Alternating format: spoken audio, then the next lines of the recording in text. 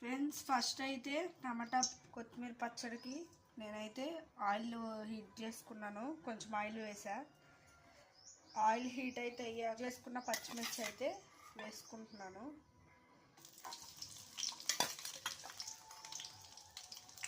కొన్ని పచ్చిమిరకాయలు ఎక్స్ట్రా కూడా వేసుకోవచ్చు.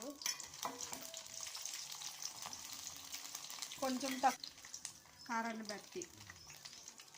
ఫ్రెండ్స్, పచ్చిమిరపకాయలు అయితే ఫ్రై అవుతున్నాయి కదా, ఇప్పుడైతే కొంచెం జీలకర్ర అయితే వేసుకుంటున్నాను. దీంట్లో మొత్తం కలుపుకొని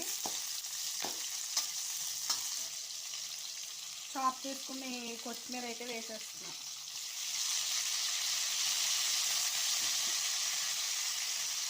కొత్తిమీర అయితే వేసుకున్నాం కదా, ఫ్రై అయింది లైట్గా. ఇదిగోండి, పచ్చిమిర్చి ఇవన్నీ ఫ్రై చేసుకుని అయితే తీసేసాను. నెక్స్ట్ కొంచెం మళ్ళీ ఆయిల్ అయితే వేసుకోవాలి.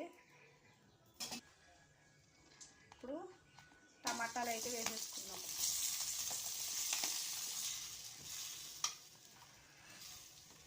ఇంకా ఇవైతే టమాటాలు మగ్గిపోవాలి బాగా. ఇవ్వండి, నేనైతే కొంచెం శనగపండు తీసుకున్నా, కొంచెమే వేసేసుకుంటున్నా. బాగా మగ్గాలి ఇవి. ఫ్రెండ్స్, ఇప్పుడైతే మనం ఫ్రై చేసి పెట్టుకున్న ఈ కొత్తిమీర పచ్చిమిర్చి ఫ్రై చేసి పెట్టుకున్నాం కదా, ఇదైతే వేసేసుకుంటున్నా.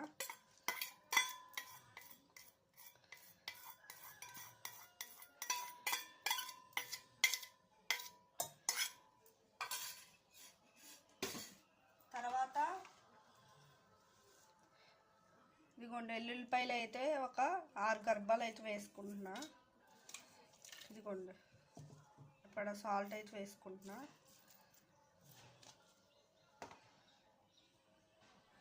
ఇదిగోండి, ఇవైతే మొత్తం ఇలా మిక్సీ పట్టేసుకుంటే మన కొత్తిమీర టమాటా పచ్చడి అనేది రెడీ అయిపోద్ది.